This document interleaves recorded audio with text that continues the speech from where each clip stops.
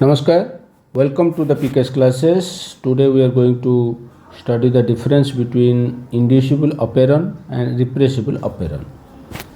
So before we discuss the difference between these two operons, inducible and repressible operons, actually the operons are of two types, inducible and repressible. And what is the difference?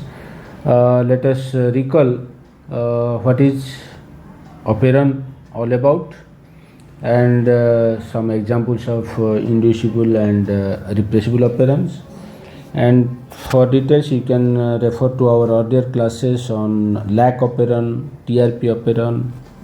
Okay, so operon is a functioning unit of DNA where there is a cluster of genes. We call them as structural genes, and these structural genes together are under the control of a single promoter, and that promoter, how it functions this operon. RNA polymerase is the enzyme which binds to this promoter and goes through these structural genes and causes the transcription of these genes to their specific messenger RNA, and then it undergoes the translation process to produce the proteins, which are basically the enzymes. And in bacteria or the prokaryotes, these enzymes are used for biochemical pathway, either for catabolic purpose or for anabolic purpose. That means they either degrade a substrate or they can synthesize a product, and those substrate or products can bind to a regulatory protein which is produced by transcription followed by translation of the regulator gene in that same operon, and this regulatory protein can bind to the operator and can either it can bind or cannot bind, so that it will either inhibit the binding of RNA polymerase, or it will have no action on the RNA polymerase action on the promoter. So what happens, RNA polymerase binds to the promoter and then goes through, suppose this is the RNA polymerase, and this RNA polymerase binds to the promoter and it moves along the operon and goes through the structural genes, causes transcription followed by translation, and transcription and translation are usually followed, because in prokaryotes or in bacteria there is no nucleus, so transcription is usually followed by translation, and then we will have the enzymes.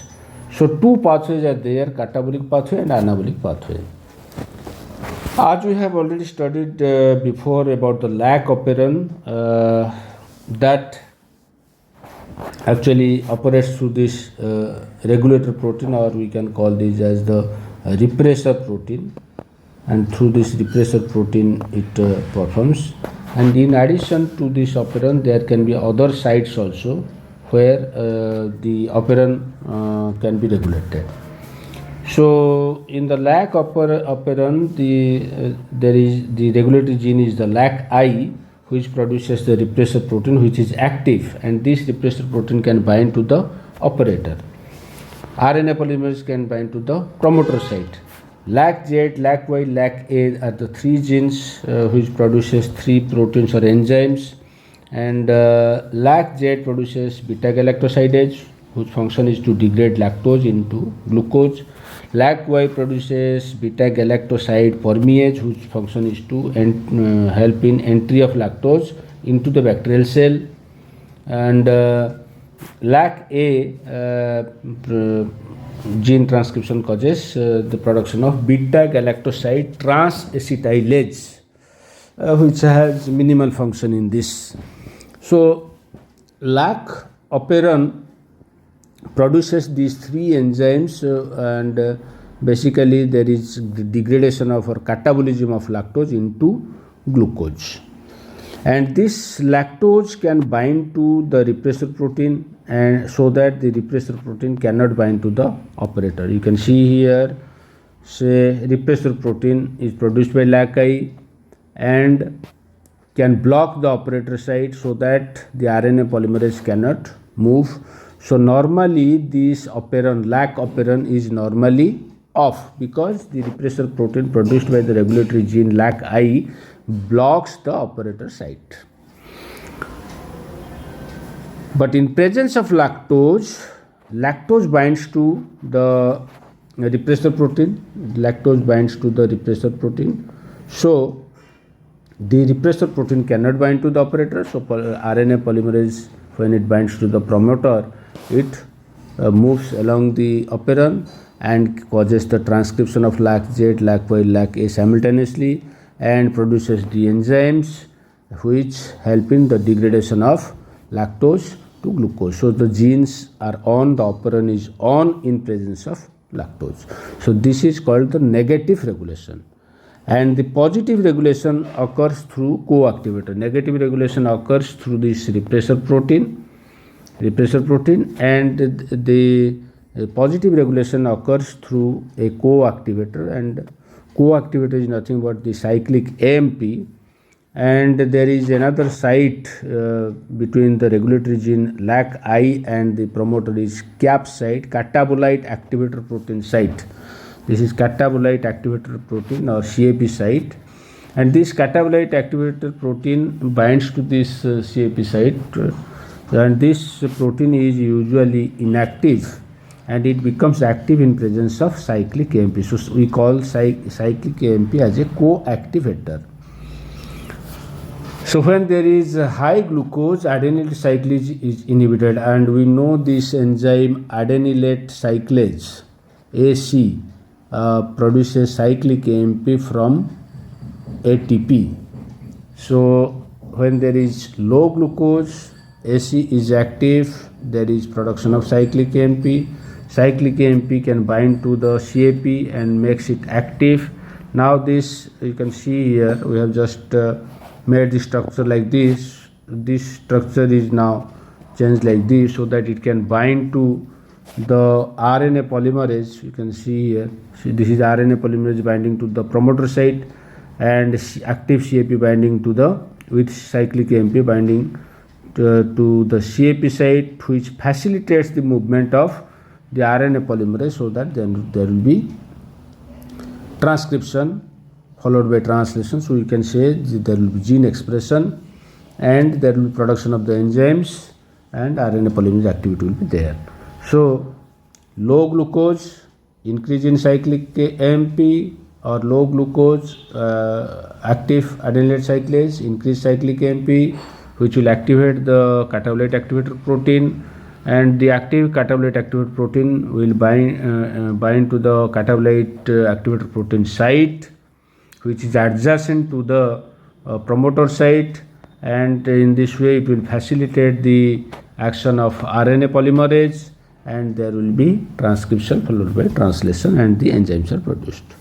So this is, we call it as the positive regulation through co-activator. And TRP operon is a tryptophan operon, and tryptophan operon it can also function through the repressor protein or through the leader sequence, and this TRP operon is an example of repressible operon. Why this we call it as repressible operon? Because you can see if the structure of TRP operon, there are 5 genes: TRP, TRP-E, TRP-D, TRP-C, TRP-B, TRP-A.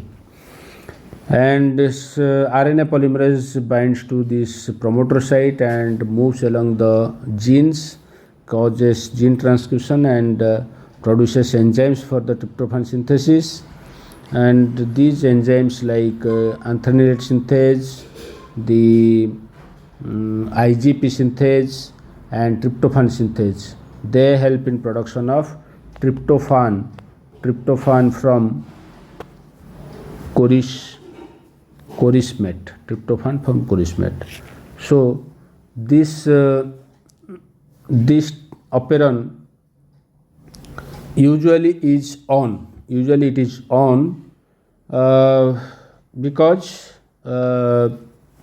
the TRP regulatory gene produces the repressor protein which cannot bind to the operator. So when it cannot block the operator, RNA polymerase can move along the operon and there will be gene transcription and the enzymes for TRP synthesis occurs.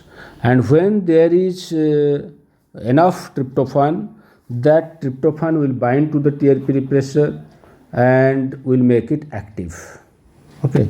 So usually the TRP repressor is inactive. In presence of tryptophan, it will active, so it will bind to the operator, it will block the operator, so there will be no RNA polymerase activity. RNA polymerase which binds to the promoter site cannot move along the operon, and there will be no transcription, no enzymes for tryptophan synthesis. So this is through TRP repressor. And this also can function through the attenuation through the leader sequence. There is a leader sequence, we can call this as the TRPL gene, and this leader sequence is having 4 sequences: sequence 1, sequence 2, sequence 3 and sequence 4. And sequence 2 can form complementary base pairing with sequence 3, but this is weak, not strong because of few GC bonds.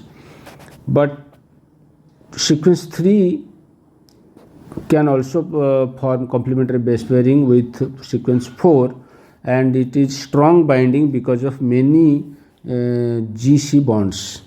So sequence 3 can either form complex with sequence 2 or sequence 4. When it forms pairing with sequence 2, that is anti-termination, there will be no termination. When it forms pairing with sequence 4, it forms a transcription termination loop and halts the RNA polymerase activity, so there will be no transcription. So what happens when there is low tryptophan? That means the tRNA with tryptophan is also low. As we discussed that since in prokaryotes there is no nucleus, everything happens in the cytoplasm. So transcription is usually followed by transcription by RNA polymerase is usually followed by translation where the ribosome will bind. So once the sequence 1 transcription completes and it goes to sequence 2, then ribosome starts binding with the sequence 1 and can start the translation process. So what happens when there is low tryptophan? So for translation, tRNA with tryptophan is required, but when there is low tryptophan, so there will be less availability of tRNA with tryptophan, and ribosome waits for the tRNA carrying tryptophan at sequence 1. So by the time RNA polymerase reaches at sequence 4, ribosome is still at sequence 1. So there will be formation of 2,3 base pairing, and this, when there is 2,3 base pairing, that means there cannot be base pairing between sequence 3 and sequence 4. So there will be no stoppage of transcription. Now we call it as anti-termination. So transcription continues. But when there is high tryptophan, so availability of tryptophan tRNA is there. So no waiting of ribosome at sequence 1. By the time RNA polymerase reaches sequence 4, the ribosome is at sequence 2. So when the ribosome will be at sequence 2, 2,3 pairing cannot occur. That means automatically 3,4 base pairing will be there. And once 3,4 base pairing is there, that causes the formation of the transcription termination loop, and there will be melting of the RNA DNA hybrid and rapid dissociation of ternary elongation complex, and the transcription bubble collapse, and there will be no transcription of the genes. So there will be no synthesis of enzymes, and no synthesis of tryptophan. So automatically the tryptophan concentration will decrease. So now we will discuss the difference between the inducible operon and the repressible operon. Inducible operon example is your lac operon, because lactose is the inducer here, and repressible operon is the TRP operon, because tryptophan is the repressor here. So repressor is active in absence of metabolite. Metabolite is here lactose. Repressor is inactive in absence of metabolite. Metabolite here is tryptophan. So presence of metabolite or presence of lactose causes the operon on. Presence of metabolite or tryptophan causes the operon off. That already we have discussed. So inducer binds to the repressor. Inducer that is lactose binds to the repressor protein and makes it off, and co-repressor binds to the repressor, who here we call tryptophan as the co-repressor. So you can see normally the repressor protein is active, and lactose when binds to the repressor protein it makes it inactive, and the lac operon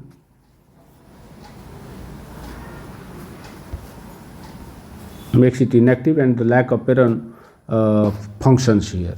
So it becomes on. And in case of TRP operon, normally it is on because repressor protein cannot bind to the operator, it is inactive. And when TRP repressor protein TRP tryptophan is binds to the TRP repressor protein, it makes it active and blocks the operator side, so there will be no transcription. So in presence of tryptophan there will be no transcription. In presence of lactose, there will be transcription. So this is the difference we are discussing. So lactose is the inducer here because it makes the operon on, and tryptophan is the co-repressor because it binds to the repressor protein, so it is co-repressor, and we call it as co-repressor because it makes the operon off. So the repressor proteins, the inducible operons like lac operon are employed often in catabolic pathway or digestive pathway, because you see lactose is degraded to glucose by the enzyme beta galactosidase, whereas the repressible operons they are often employed in the anabolic pathway or synthesis pathway, where you can see from chorismate we get tryptophan by the enzymes produced through these operons. So by default the operon is off, transcription switch is off, inducer turns on the transcription, the operon is on by the inducer, and by default the repressible operon is on, transcription switch is on, co-repressor turns off the transcription, the operon is off by the co-repressor. So inducer is the inducer is the substrate here, the substrate that is lactose acts as the inducer, and co-repressor is the product here, tryptophan, which is the product after synthesis, so that is the product here. So this is all about the difference between lac operon and the TRP operon. So lac operon is an example of the inducible operon, and the TRP operon is an example of repressible operon. So this is all about the difference between inducible operon and repressible operon. Thank you.